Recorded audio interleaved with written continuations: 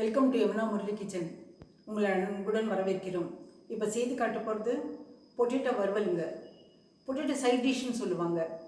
அது சாப்பாட்டுக்கு எதுக்காவது சைட் டிஷ்ஷை செஞ்சு வச்சுக்கலாம்.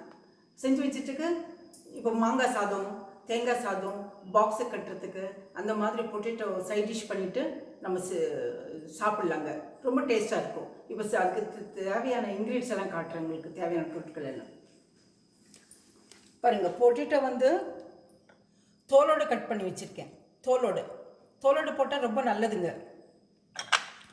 இஞ்சி ஒரு 5 பல்லு, பெரிய பல்லு, மஞ்சள் தூள், கல்லுப்பு, வரமிளகா பொடி, இது எல்லாம் வடசட்டியில் போடுறேங்க. பாருங்கள், வடசட்டியில் போட்டுட்டேனுங்களா. இதுக்கு தேவையான உப்பு போடுறேன் நான். பாருங்கள்,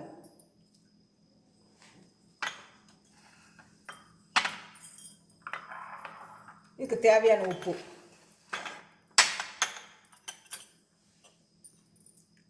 வரமிளகா பொடி. எனக்கு காரம் ஒரு அளவுக்கு வேணுங்க,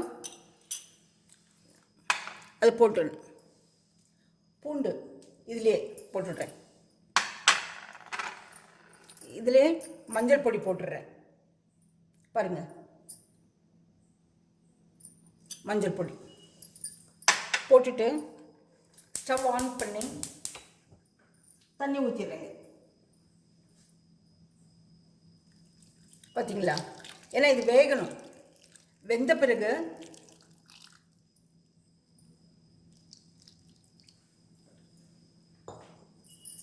இது வெந்த பிறகுங்க, இந்த உருளைக்கிழங்கு வெந்த பிறகு நான் உங்களுக்கு தோல் எடுத்துட்டு உங்களுக்கு காட்டுறேன் நான். பார்த்தீங்களா?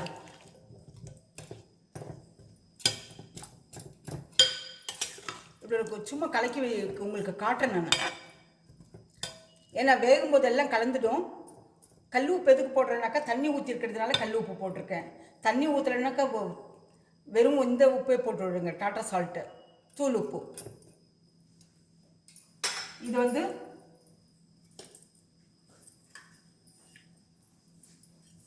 மூடி வச்சிடலாங்க, ஒரு லிட்டு போட்டு. இது வெந்த பிறகு தோல் எடுத்துட்டு உங்களுக்கு காட்டுறேன் நான். அப்புறம் இப்போது உருளைக்கிழங்கு வெந்தாச்சுங்க. பாருங்கள், இந்த தோல் எடுத்து வச்சுருக்கேன். தோல் இதுதான். தோல் எடுத்துட்டு வெறும் அதே தண்ணியில் அதை போட்டிருக்கேன். அதுலேயே எண்ணெயை விட்டுடலாங்க.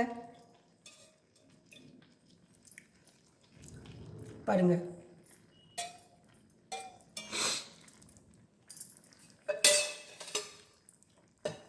இப்போ நல்லா வெந்தாச்சு. ஹையில் வச்சு வறுத்துடலாங்க. எண்ணெய் அதிலே விட்டுருக்கேன், தனியாக எண்ணெய் வேண்டாம்.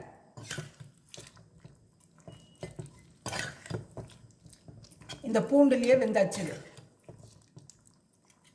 பூண்டு, அப்புறமா வரமிளகாய் தூள், மஞ்சள் பொடி, உப்பு, அவ்வளோதான் போட்டிருக்கேன் நான்.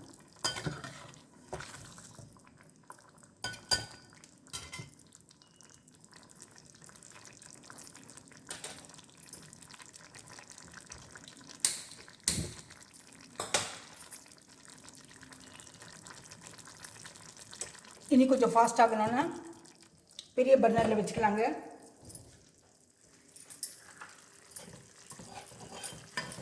ஏன்னா உருளைக்கிழங்கு வெந்தாச்சு.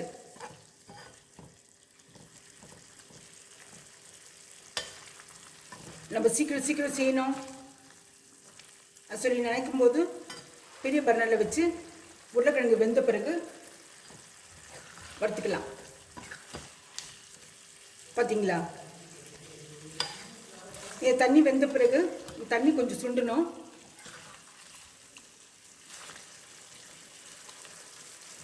தண்ணி சுண்டுங்க. அதிலே எண்ணெய் ஊற்றிருக்கேன்.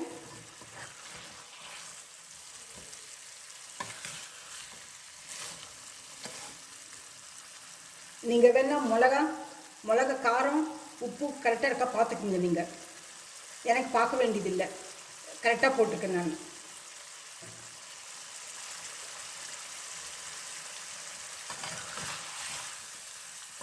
பார்த்தீங்களா?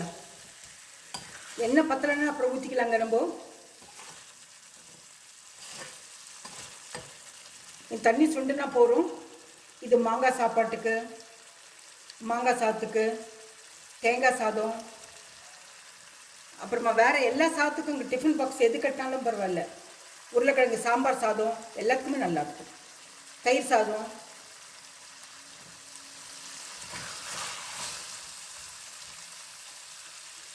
சும்மா தண்ணி இருக்கா பார்த்துக்கலாங்க, அவ்வளோதான்.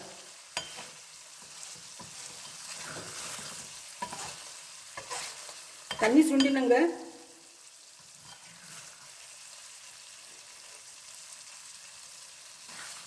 பாருங்க,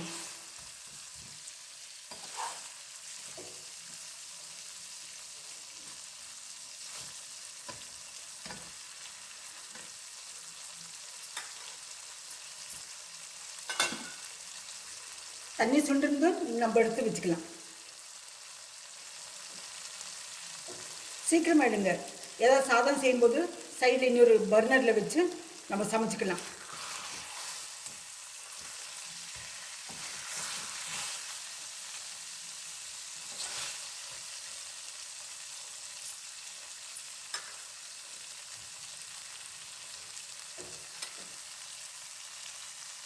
வேறு ஒன்றும் அடிஷ்னல் சாமான்தெல்லாம் போட வேண்டியது இல்லைங்க.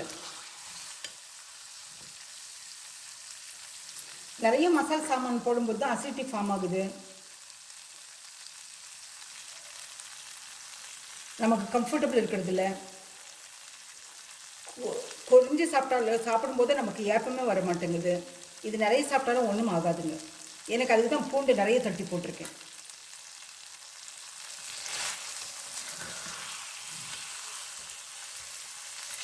பார்த்தீங்களா?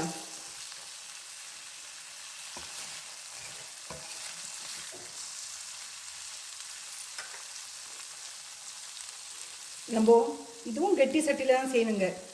கெட்டி சட்டியில் செஞ்சால் அடி பிடிக்காது.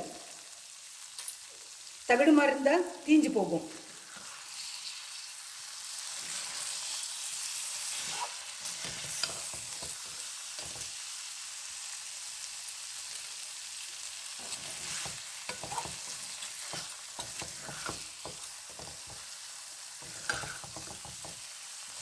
பார்த்தீங்களா?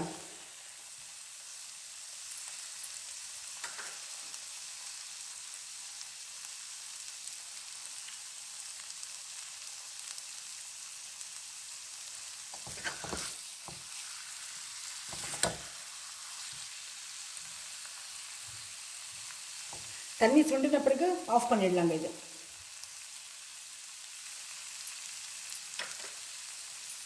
அது ஆறின பிறகு நல்லா இது முறுமுறுன்னு நல்லா கொஞ்சம் சாஃப்டாக இருந்தாலும் நல்லா இருக்கும்.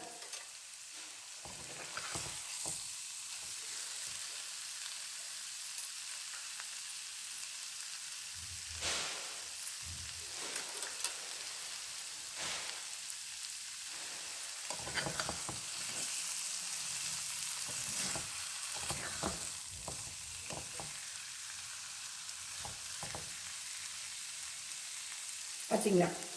இந்த மாதிரி நம்ம ரொம்ப இதாகும்போது திருப்பி விட்டுனா போதும்.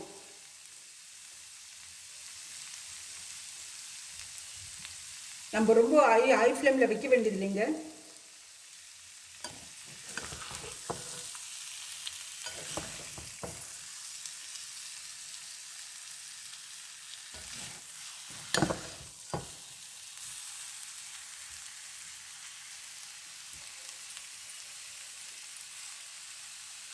குறைச்சி தான் எண்ணெய் விட்டுருக்கேன்.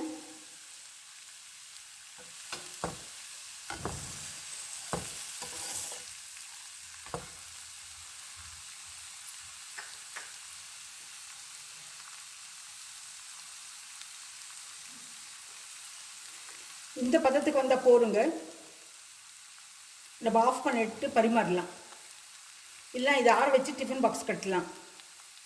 இல்லை எடுத்து வச்சு நம்ம சாப்பாட்டு மத்தியானம் லஞ்சுக்கு நைட் டின்னருக்கு சாப்பிட்லாம்.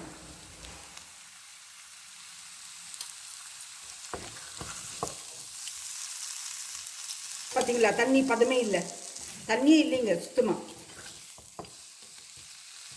எல்லாம் சுண்டி போச்சு. உப்பு காரமெல்லாம் நல்லா பிடிச்சிருக்குங்க இதுக்கு.